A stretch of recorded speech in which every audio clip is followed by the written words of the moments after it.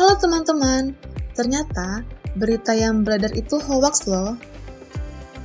Lewat akun Instagram resmi Kementerian Agraria dan Tata Ruang atau Badan Pertanahan Nasional, mereka bilang kalau berita itu nggak benar loh. Kementerian ATR atau BPN ngejelasin bahwa negara nggak akan merampas tanah, bangunan, atau barang berharga milik masyarakat cuma karena nggak ngubah sertifikat jadi elektronik. Mereka juga nambahin kalau sertifikat tanah yang lama atau yang biasa kita sebut sertifikat hijau tetap berlaku dan nggak akan ditarik selama pemiliknya nggak ngajuin permohonan buat ngubah ke bentuk elektronik atau layanan pertanahan lainnya. Ngomong-ngomong, sertifikat tanah elektronik itu apa sih?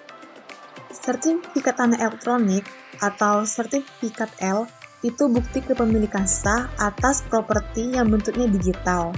Di dalamnya ada detail lengkap plus QR code yang bisa di-scan buat akses ke sistem Kementerian ATR atau BPN. Dengan sertifikat ini, kita bisa mengakses informasi secara online lewat gadget, laptop, atau komputer. Lalu, bedanya sama sertifikat lama apa sih? Sertifikat elektronik sama sertifikat kertas punya beberapa perbedaan. Sertifikat elektronik pakai hash code dan QR code buat akses yang lebih gampang. Sementara, sertifikat kertas cuma punya nomor seri tanpa QR code. Sertifikat elektronik cuma pakai satu nomor identitas atau NIB. Sedangkan, sertifikat kertas punya banyak nomor kayak nomor hak dan nomor surat ukur. Ketentuan di sertifikat elektronik juga lebih seragam, sedangkan di sertifikat kertas bisa berbeda-beda, tergantung kantor pertanahan. Tanda tangan di sertifikat elektronik juga lebih aman dari pemalsuan dibanding tanda tangan manual di sertifikat kertas. Plus, sertifikat elektronik bentuknya digital, jadi kita nggak perlu ruang penyimpanan khusus kayak sertifikat kertas. Kenapa sih perlu ada digitalisasi sertifikat tanah?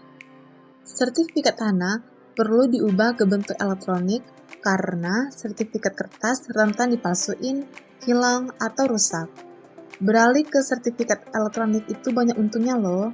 Pertama, proses pendaftaran jadi lebih efisien dan transparan karena semuanya sudah digital. Jadi, kita bisa ngurangin penggunaan kertas. Yang kedua, ngelola arsip jadi lebih gampang. Bayangin aja nih, jutaan sertifikat yang selama ini disimpan manual, sekarang bisa dikelola secara elektronik. Jadi, kerja Kementerian ATR atau BPN jadi lebih ringan. Yang ketiga, kalau ada bencana kayak banjir atau kebakaran, dan sertifikat kita hilang, kita bisa cetak ulang dengan mudah. Selain itu, akses informasi yang lebih praktis karena semuanya sudah ada di aplikasi digital. Terakhir, dengan digitalisasi ini, kita juga bisa mempersempit ruang gerak mafia tanah karena semuanya jadi lebih aman dan transparan. Tapi teman-teman, digitalisasi ini juga bikin pro dan kontra loh. Walaupun digitalisasi ini bagus, ada beberapa masalah kayak keamanan data, banyak masyarakat yang belum melek teknologi, proses pengurusannya yang ribet, dan lain-lain. Supaya program ini benar-benar bermanfaat, pemerintah perlu mengambil langkah strategis kayak memperkuat keamanan data, ngasih edukasi ke masyarakat, dan menyederhanain proses pengurusan lewat pelayanan terpadu. Selain itu, penting juga buat nyediain layanan offline buat masyarakat yang nggak punya akses internet dan ningkatin infrastruktur di daerah terpencil.